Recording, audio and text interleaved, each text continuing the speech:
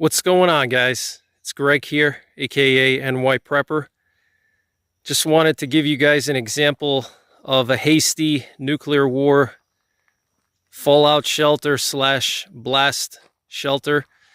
So I'm at my local shooting range and they have this drainage culvert that goes under this road here. And it's a little bit hard to tell with the camera, but in person, this drainage culvert is quite large. You could easily fit any human being in there, except maybe someone that's like really obese, but any normal size human being can easily fit in there. And it is dark and it is a confined space, but it will save your life. And that's what we're concerned about, is survival. Okay, surviving nuclear war is not going to be comfortable.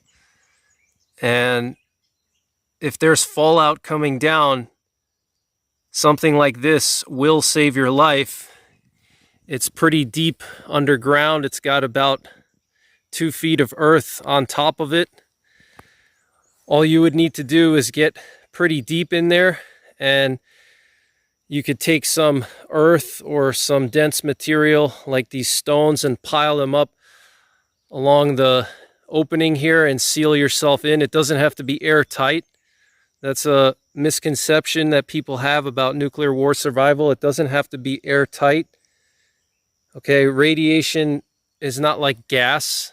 Okay, it doesn't have to be perfectly airtight as long as you have some kind of material to cover that opening. Here we have a bunch of stones that you could just pile up and use them. Got some larger stones here.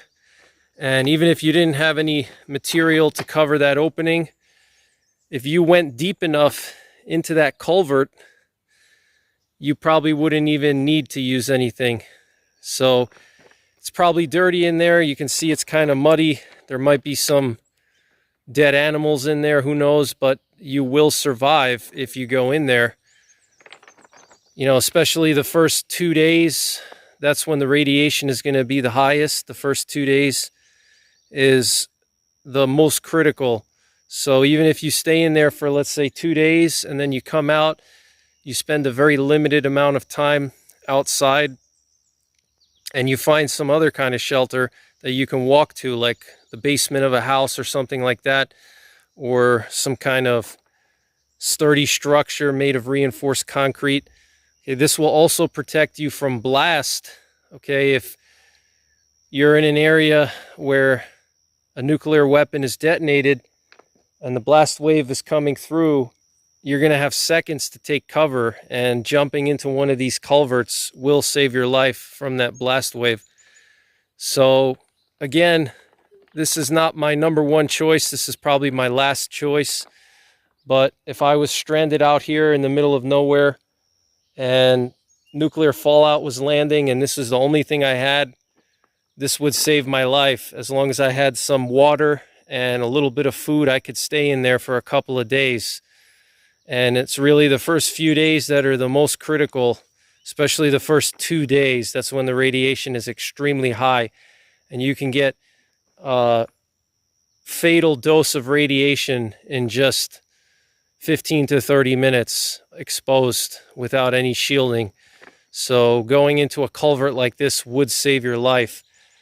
So that's pretty much it, guys. Take care, God bless, and don't forget the 3 Ps. Prepare, practice, and persevere.